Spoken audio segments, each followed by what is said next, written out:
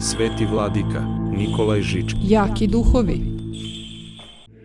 Nije dovoljna samo jačina volje, niti samo jačina osjećanja, niti samo jačina uma. Niti je sve ovo ukupno dovoljno bez svetlog cilja. Šta vredi atletu brzina nogu i jačina pluća ako se svako strahu sklanja od njega i ako niko ne želi pomoć njegovu?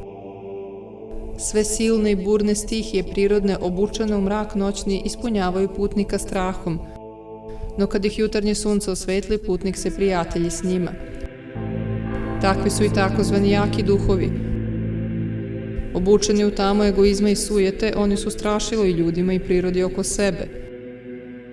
No kada se osvetle božanskom svetlošću, oni postaju istočnik radosti za sve oko sebe. Jači je grad od kiše, ali zato ipak grad nema prijatelja na zemlji.